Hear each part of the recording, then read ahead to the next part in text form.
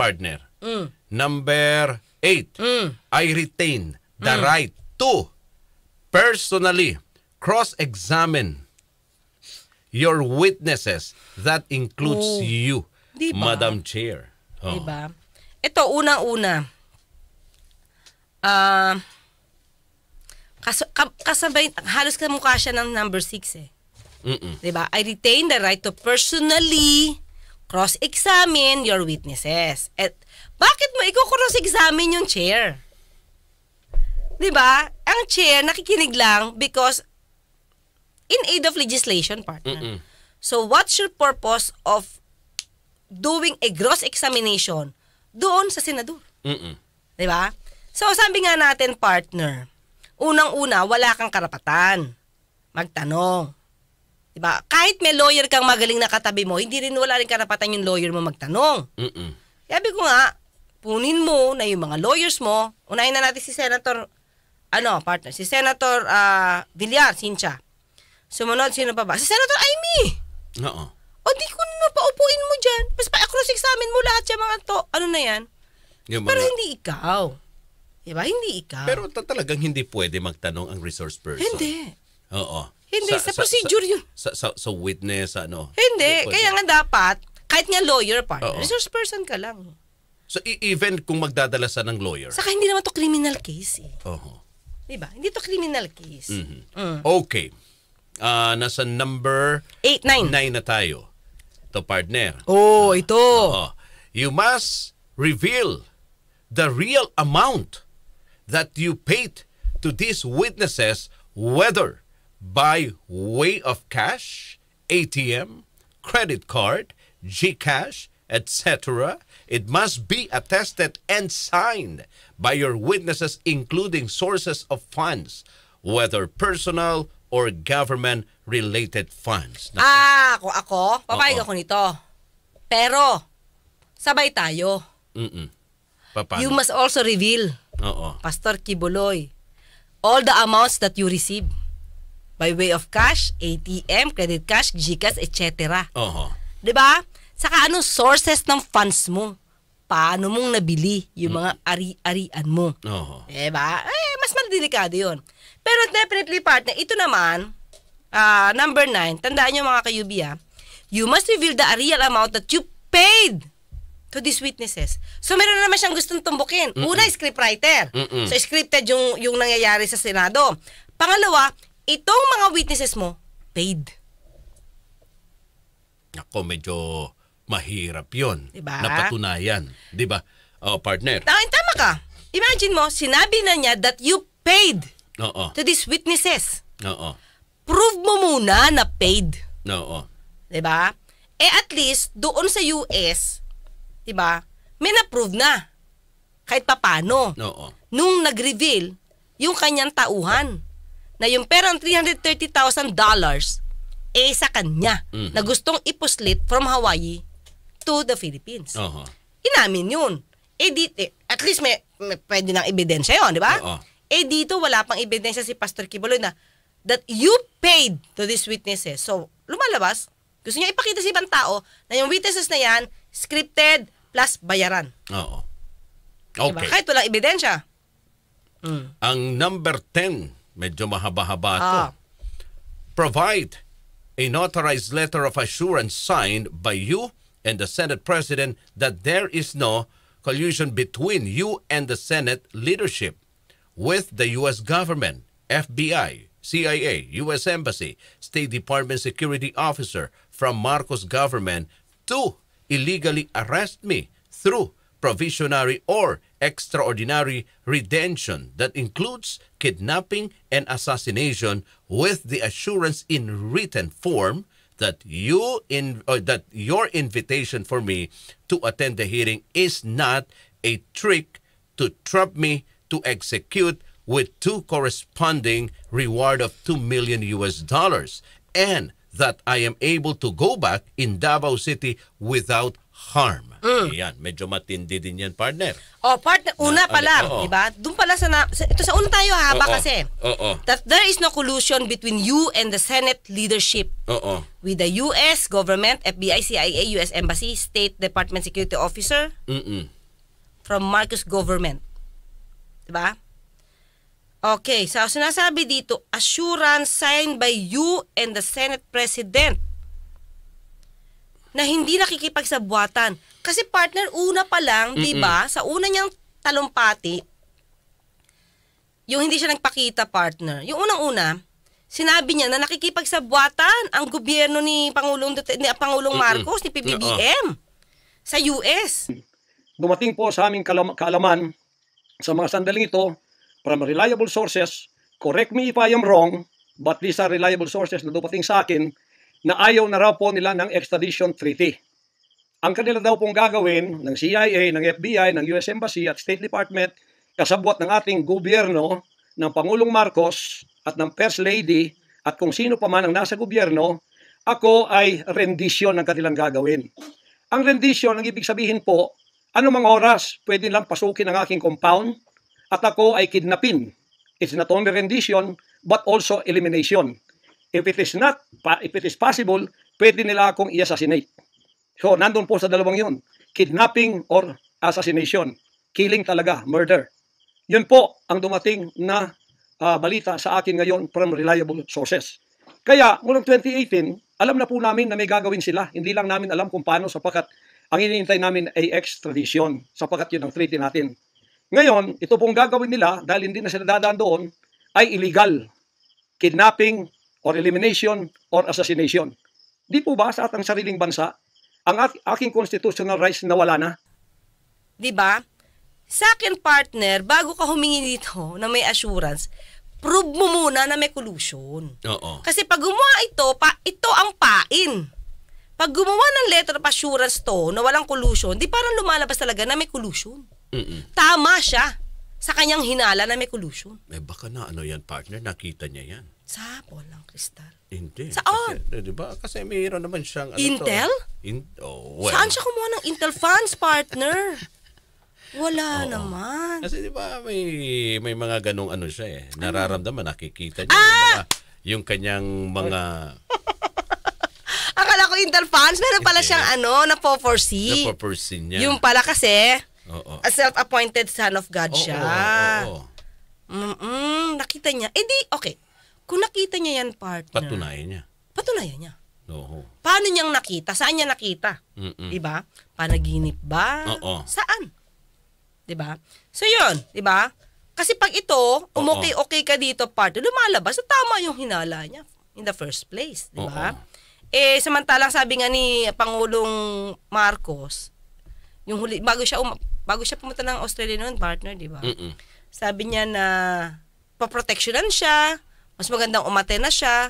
Saka deny naman, wala naman, hindi naman daw sila nakikipagsabuatan sa US. Well, I would just advise him that just kung meron naman siyang sasabihin, if he has an opportunity in the hearings both in the House and in the Senate to say his side of the story. Kaya po sinasabi niya, hindi totoo lahat yan, hindi totoo, walang nangyari ganyan. Isabihin niya. Pagka ganito, ano mangyayari lang, hindi siya sisipot. Pag hindi siya sabihin, mapapagondem siya. Tapos tuloy-tuloy, ay nako, mas malaki yung gulo. Kung makapunta siya, sagutin niya lahat ng tanong, di tapos na. That's why my advice for him is to just face the questioning in the House and in the Senate. Marinig natin ang kanyang side para malaman natin kung ano talagang nangyayari dito. We're trying to be fair here in allowing him an opportunity and fora to make his case. So I think we should take advantage.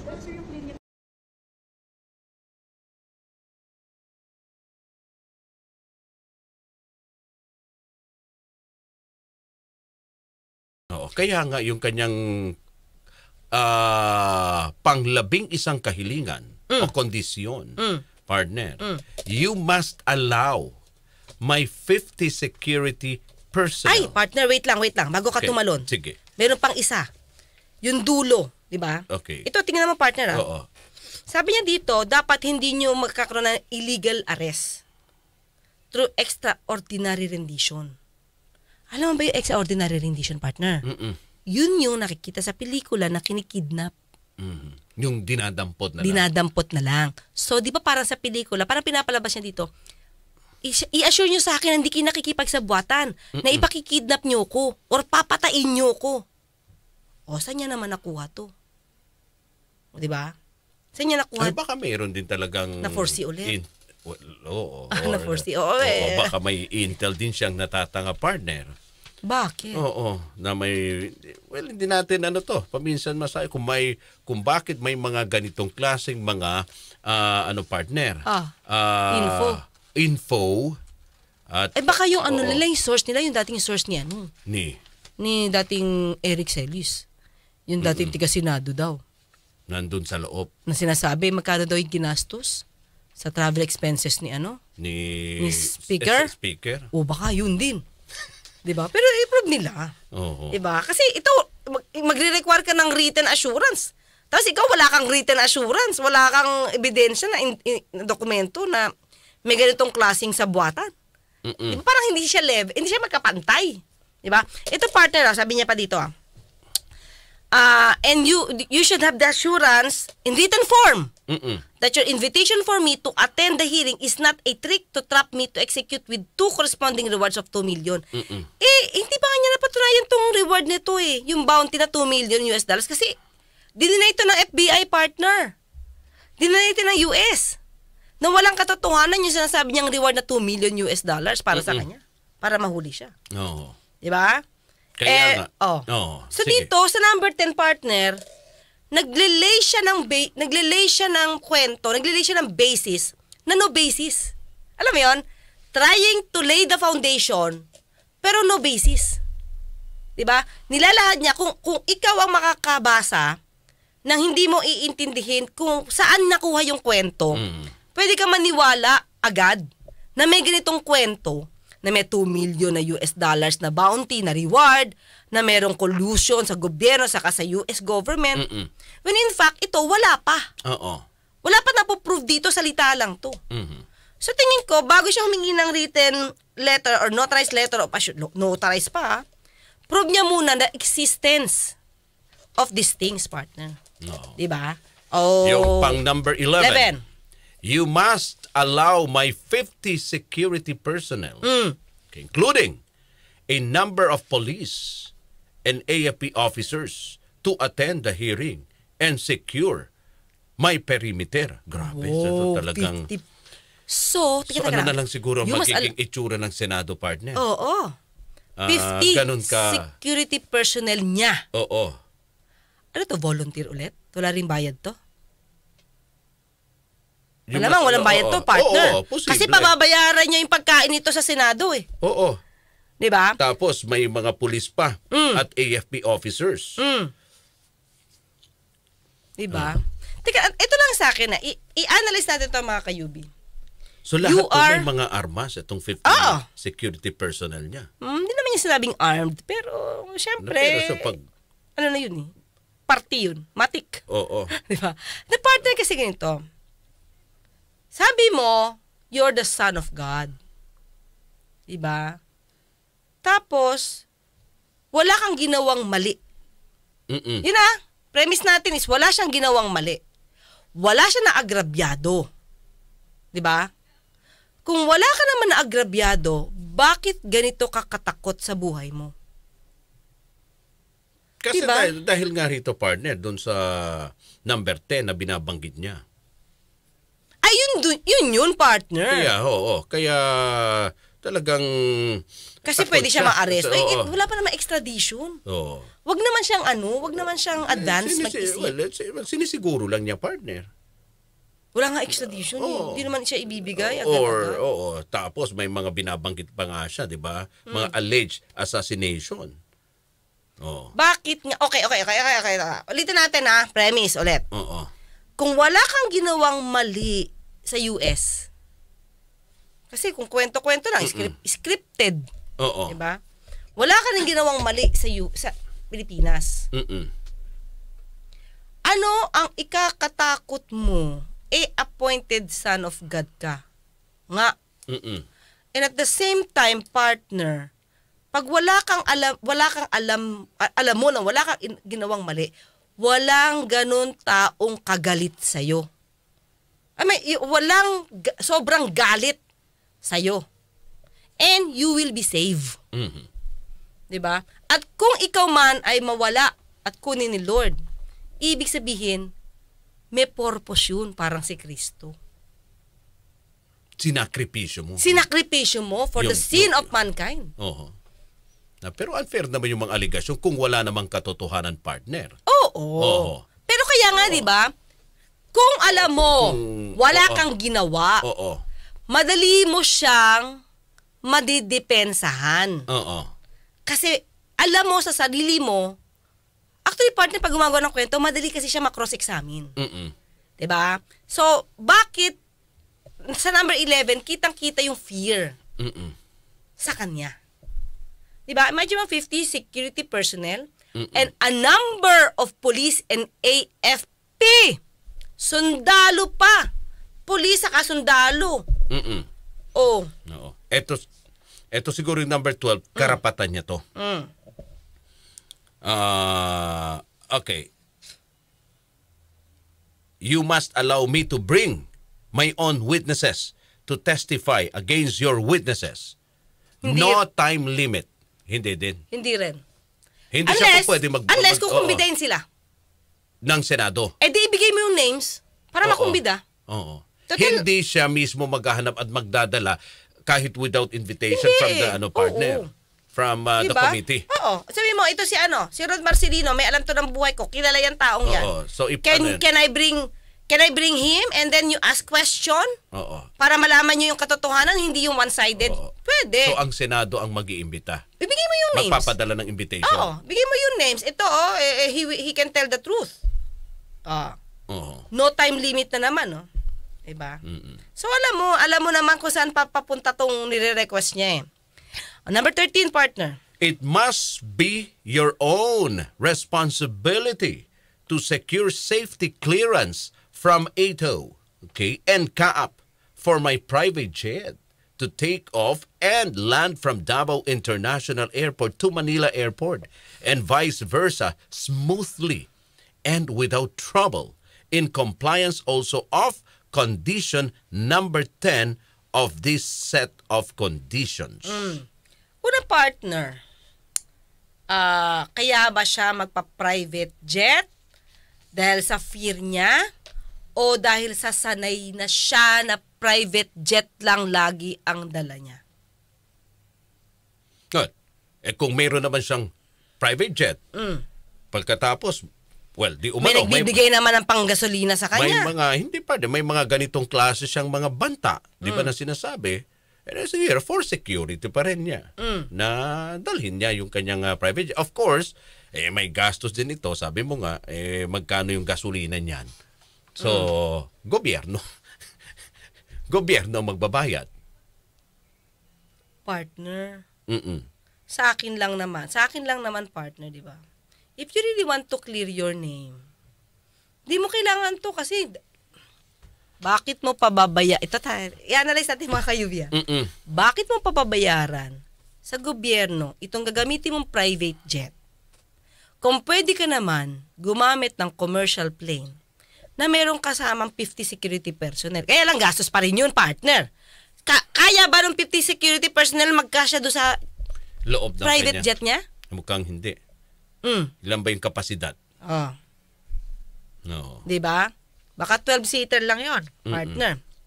So, unang-una, when you can avail of the commercial plane with security.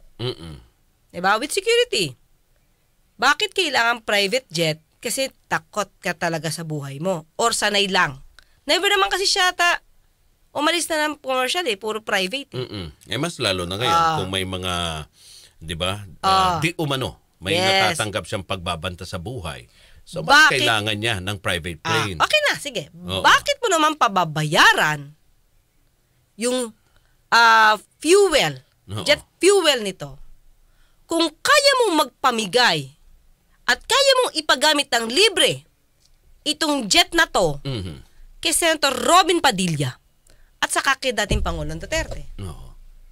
Oh, bakit? Yun nalilibre mo. Ngayon, dahil ikaw ang nire-require, umaten, mababayaran mo sa gobyerno. Iba itong ngayong partner Iba itong sitwasyon ngayon. Mukhang sila ang kailangan nila si pastor sa hearing na umaten. Kailangan siyang umaten kasi nga may gagawin in aid of legislation saka siya involved. Diba? Kaya nga partner, there's so many ways kung gusto mong pumunta talaga. Mag-private, gusto mo magbarko, mas mura. Diba? May barko naman Davao, tama. May barko ba pa? Ikaw, partner, Sambuanga ka Meron. Meron naman, diba? Mas mura. From Davao with to security. Pero kung may nga pa, may plane naman siya. Kaya nga, partner, kung magje-jet plane ka, kung magpa-private jet ka, huwag mong pabayaran sa gobyerno na yung gastos mo kasi it's your choice. It's your choice. At the same time, sabi ko, nalilibre mo nga yung ibang tao, ipagamit yung jet plane mo. Tapos with this, na ikaw yung involved, gusto mo pabayaran sa gobyerno. Diba? Dapat hindi ka nalilibre ng iba. Diba? Okay, number 10, partner 14. Okay, 14. All expenses incurred from this trip, including private jet flight back and forth with parking in NAIA, food according to my dietary requirements, and fees for accommodation in 5-star hotel for me and my party must be shouldered by your office. Partner, 5-star hotel for him and for his 50 security personnel and a number of police and AFP officers. Partner, di ba, tayo naman, Christian, Katoliko, ang alam natin na Son of God, humble. Pinanganak nga sa sabsaban. Di ba? Ito, sa akin, mga kayubi, kakaiba. Kailangan, nasa 5-star hotel siya. Hindi ba sobrang luho naman ito? Tapos meron pa siyang, so partner, ito lang so everyday, lumalabas na si Pastor Kibuloy, meron siyang food according to his dietary requirements. So may special pala siyang food. Hindi siya basta-basta kumakain. So mukhang everyday life niya to, partner. Hindi natin, meron ba itong diabetes? Well, hindi natin alam. Kung may mga iniinda ng sakit, no? Baka wala. Baka talagang conscious lang siya sa kanyang health partner.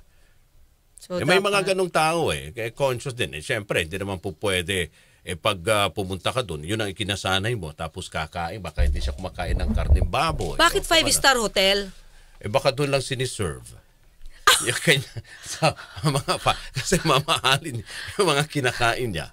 Alam, ang hiling nito ni Pastor Kibuloy, panghari. Diba? Panghari. Hindi ito pang humble na anak ng Diyos. Diba? Kasi masyadong materialistic yung dating. Kung anak ng Diyos pala, partner? Sabsaban nga lang Pinanganak. Pero kung nakikita naman niya. That's the reason why, partner, sa Bible, bakit siya kailangan ipanak sa sabsaban? Kasi para ipakita na hindi siya malaki. Kumbaga, hindi siya kailangan hindi siya proud na tao. Hindi siya conceited na tao kasi nasa laylayan siya ng lipunan. At ito yung kanyang kailangan tiisin kasi hindi siya dapat na maging materialistic. Yun. 'Di ba? Sa nakikita natin jet plane. Kailangan na ikaw magbayad ng fuel. Kailangan meron akong food according to my dietary requirements. Kailangan dapat sa 5-star hotel. No less than 5-star hotel. Sa akin, napaka-materialistic ng requirement niya, partner. Hindi siya pang masa. Hindi siya pang masa. Okay, punta na tayo sa 16. Ang 16, send to me the written answers to this set of conditions 2 days. Yung binasa na nga natin kanina. Before... Ano number ka na, partner? 16 na, 15 ka pala. 15 pa naka-importante, kinalimutan mo. 15 pala. Okay. These set conditions must be duly signed by the President of the Philippines and Speaker of the House of Representatives Martin Romualdez. Ano daw? Yung kanyang inuutos. So in other words, itong requirements niya, papapirmahan niya pa kay President para lumabas na si President, si PBBM, saka si Speaker. Sumang-ayon. Agree. Agree. Diba? At utusan pa talaga. Para masiguro na talagang maibibigay. Etong, yun, gusto lang niyang maniguro rito, partner. Well, wow. Na talagang, Diba? Para bang, actually, nung ginawa mo naman yung problemang, hindi ko sabing ginawa, nung nagkaroon naman ng sitwasyon na to, partner, way back, 2018, di pa nga Pangulo si PBBM? Hindi pa rin Senate, hindi pa rin naman Speaker of the House si Martin Romualdez. Kumbaga, 2018 pa lang yun. Tapos idadawit mo ngayon yung bagong namumuno. In fact, yung mga nangyari sa Hawaii at sa US at sa Canada, mukhang may problema na rin sila sa Canada. Di naman alam ni PBBM nun sa ni Martin Romualdez. Tapos ngayon kailangan na lahat ng condition mo, agree sila. Diba? Ito palang partner, alam mo na imposibleng mangyari. Diba? May mga pagkakataon na gusto mong ipagawa, pero gusto mong gagawin ko to. Pero itong condition ko, yung mga tipong imposibleng gawin para hindi matuloy. Hindi ako ang may kasalanan, kayo. Kasi ito lang yung gusto ko, di nyo maibigay. Hindi nyo maibigay, wag nyo ko i-require pumunta dyan kasi hindi nyo maibigay yung mga condition ko. Ganun lang. Oy, thank you muna sa 5,100 viewers natin ngayon sa ating YouTube. Thank you po. 5,108 ang nanonood po sa ating YouTube. Alright. Teka lang. Meron ako dito. Banwegon, mamaya babasahin ko yung number 18 mong utos. May number 18 pa palang. Mukhang wala sa listahan. Okay. Sige. 16. Send to me. Okay, yung binanggit nga natin kanina, partner. Diba? Na 2 days before, yung rescheduled hearing. Okay. So lahat ito, lahat ng 1 to 15, dapat nasa kamay niya na. Lahat ang sagot nyo. Lahat ng notaryo, lahat ng papel na requirements niya, lahat, pati schedule, pati parking, everything, dapat smooth. Nandun na. Kompleto na. Failure to comply to the set of conditions forfeits your chance of my expository attendance, thus rendering your Senate hearing a big joke of shameful charlatans and shallow exposition of a bunch of idiotic, parroting mindless, pathological liars paid and taught by their deceiving lying masters just to read a poorly prepared typewritten narrative of hellish lies. What a gross embarrassment and insult to the intelligence of decent, dignified, critical thinking people from which, for the sake of sanity, we should avoid like a plague. So, dito pa lang mga kayubi sa number 17, di na kailangan gawin talaga yung 1 to 16 kasi talagang wala siyang balak umatin. Diba? Alam niya hindi ito gagawin ng Senado. Kaya tinan mo, failure to comply to this set of conditions forfeits your chance of my expository attendance. Tapos sinabi niya pa na yung hearing sa Senado, big joke.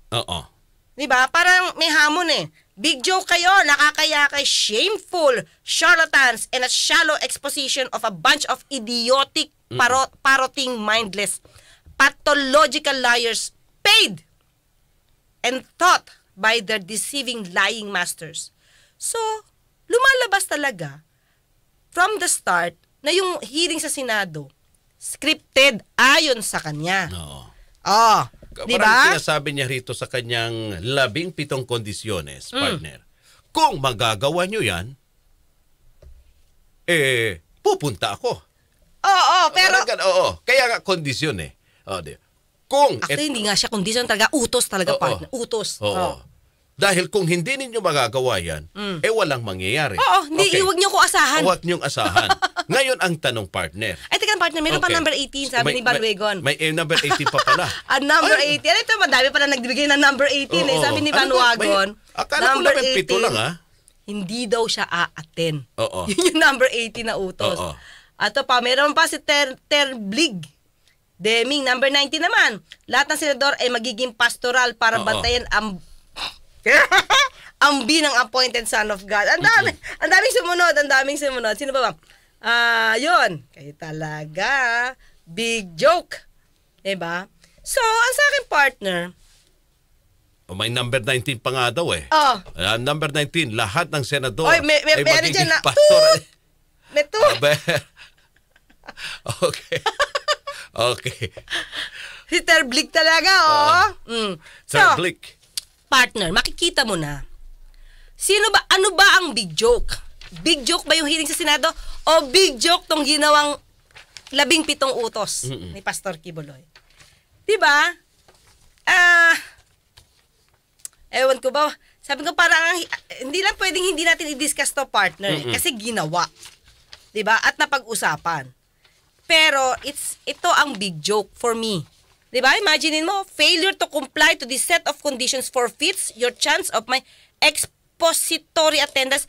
Inutusan mo na yung Pangulo, inutusan mo na yung Senate President, partner, inutusan mo na yung Chair, inutusan mo na sa PBBM, inutusan mo na si Speaker.